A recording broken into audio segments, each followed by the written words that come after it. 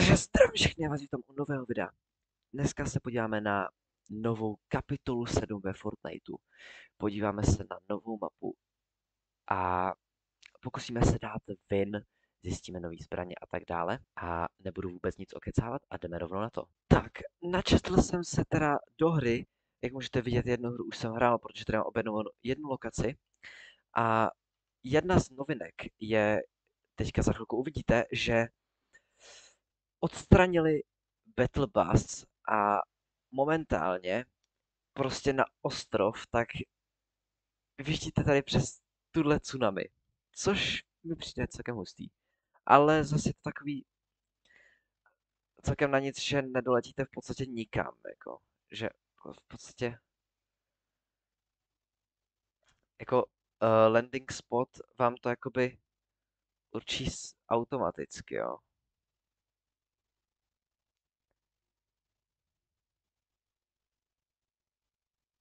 Že jakoby teďka tady, jak můžete vidět, že nevyletím moc vysoko.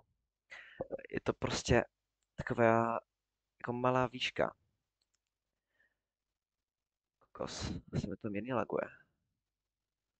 Jo, že prostě jsem doletěl sotva semka, což jako není moc dobrý a taky není moc dobrý, že tady je týpek, že se mi to tak seká. A tak to je vždycky na novou kapitolu. Kokos, ale takhle jsem to nalagoval. Nemám žádnou zbraň. Nemám žádnou zbraň.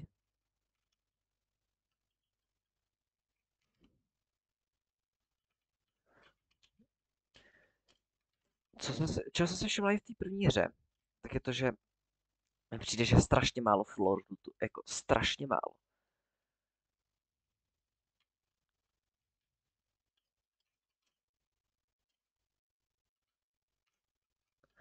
Kokos, tohle je nějaký nový SMGčko. OK, Elimination, takovýhle novej. OK, nový shotguny. Kokos, co je tohle? Iron Pump Shotgun.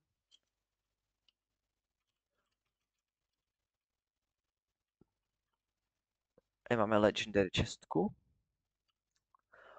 Holo Rush SMG, OK, takže... Kokos, co je toto? OK.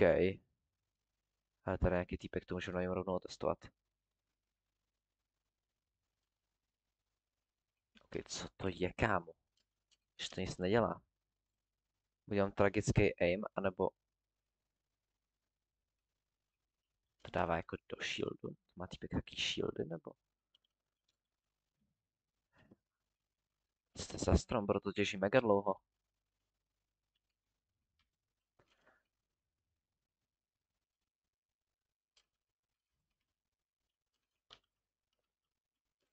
Přidali ještě...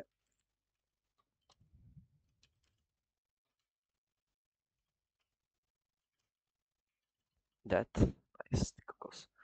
Ale tenhle měl nějak hodně HP, ale celkem mě jako už vadí ty lagy, jako nevím si... Kokos, co je tam to za portál?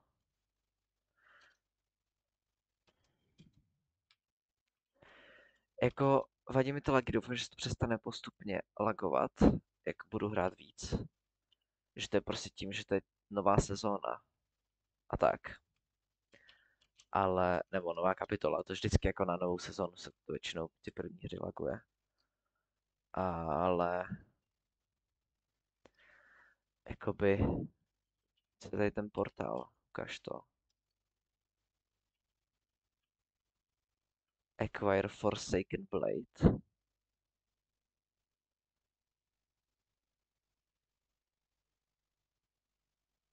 OK. A to... A jo! Kokos.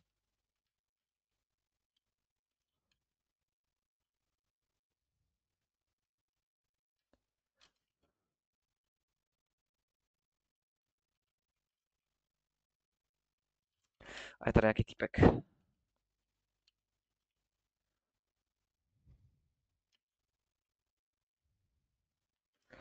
Tady týp... Kámo, pro mě prostě Sahel. No nic. Uh, no, tak to úplně nevyšlo dobrý. Jdeme se asi přesunout na další hru. Nacházíme se ve druhé hře. První hra se úplně nepovedla, nebudu lhát, ale druhá hra snad bude lepší. Viděl jsem nějakou taktiku na to, jak tady na tom, na té tsunami, nebo co to, na té vlně prostě, jak máte landit, ale proč vždycky jsem na téhle straně a i poprvé jsem byl na téhle. Vždycky se máte jakoby prej držet tady nahoře a jak bude zbývat 5 sekund, tak pro lepší momentum máte sedět dolů a ono to jede celkem rychle, jakoby, když jdu po té straně. Jako dá se to 4, 3, a tak když sjedu dolů, tak bych chtěl mít to nejlepší momentum ze všech, ale vypadá to asi, že jo celkem. Actually to vypadá, že jo. Je tady zase ten portál.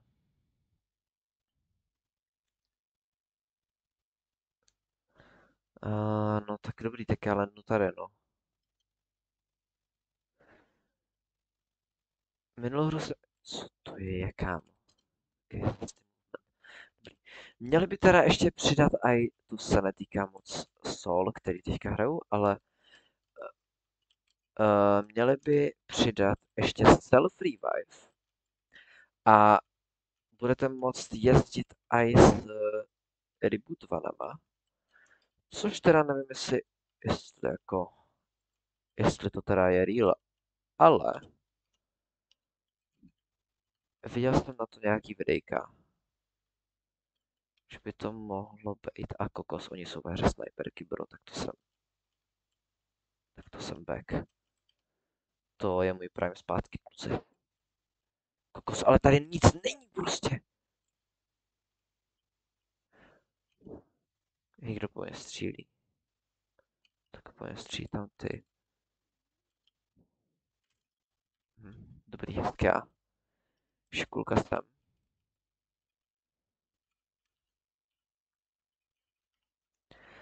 Jako fakt tady není vůbec žádný floor loot na zemi, no. Jako žádný. Jako fakt skoro nic. Prostě tady celý barák a je tady v něm jedna zbraň šedá. A jedna čestka. A safe? Jde otevřít, jestli, že jo.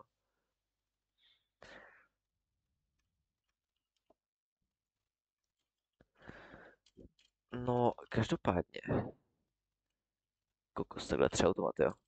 By mě zajímalo, jaký jsou teda zóny, protože v té minulé sezóně tam byly takový ty zajímavý zóny. Jestli to nechali, nebo už to nějak změnili. To nemohl být týpek, já si chci zasnajpit strašně, protože snajperky dlouho nebyly ve hře, mi celkem chybí upřímně. Ale jako nevidím ho. Kámo, um, OK. Hej, jak mě prostřelil přes tu zeď. What? Kámo, bro mě prostě střelil přes zeď. Halo? Kokos Jim? A granáty jsou back, ale jakoby nějaký reskinovaný, nevím, jestli budou fungovat a jako normální granáty. A tady je Battle Blast. Brácho. Krásu. Ten dostal celkem jako uškvaří na ten Battle Blast a potřeboval bych nějaký heal jako. Protože ten tým mi celkem nandal. No, to je celkem blbý. Protože jsem jako na one hit, no. Ale strašně bych si chtěl zasnipit. A ta sniperka má 3 náboje, to je mohla být tak taká ta v chapter 5, ta dobrá snipa. To jsem miloval, to byla úplně úžasná.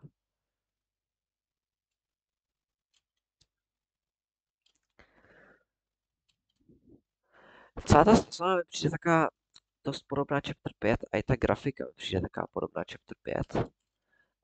A je jako chapter 6 taky určitě tady vidím nějaký jako podobnosti, ale ok, ne, ale vypadá dost to bus part. Ok. Já chci, ok, bandáže, jakoby, že jsem na tom tak špatně, že potřebuji bandáže, to je celkem crazy, ale jako dobrý. Celku pojede zóna. A celý to UI, jak je jiný, je taky hezčí, mi přijde prostě. Je, že to takový modernější, že celou to tak stejný, prostě to UI od, od toho, od chapter 2, myslím, bylo stejný to UI, což pokud nejde, co je taky to, ty ikonky, ty životy vlevo dole, ty zbraně vpravo a tak. To mi přijde, že je to taky modernější, mně se to líbí. Vypadá to dobře. Ale zase taky ten jednoduchý styl, no, což Sticky aplikuje skoro všude, co je tohle za AR-ko. Ty kokos. MK se skoupem. Nemusel být vůbec špatný. Ale mohl bych někoho už najít. A co je tam to na mapě? Tam ta lepka. A tady ten týpek, který mluví. Co to je? Kokos, to je nějaký boss? Did you think I was... Hej, co se děje zas?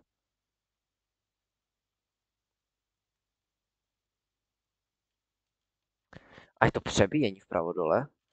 Kráso, ale jakoby...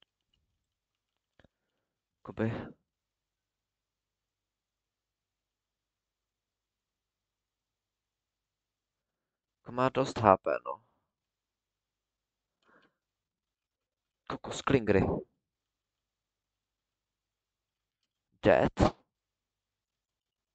Mytický AR z ní padá. A co je tohle? Transform into hash undroppable?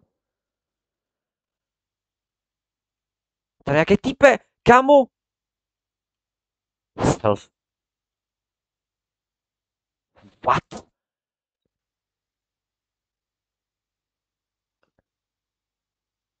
Co se právě teďka stalo? Já jsem to proměnil na tu týpku. A mohl jsem se revivenout v solech. OK, to je zajímavý. No dobrý, tak touhle zajímavou smrtí nakonec to bude pro tohle videjko asi všechno. V dalším videjku bych se podíval na Battle Pass a všechny novinky ohledně této mapy, všechny různý security a tak dál. Já vám moc děkuji, pokud jste video dokoukali až sem. Hoďte like, odběr a uvidíme se u dalšího videjka. Čauko.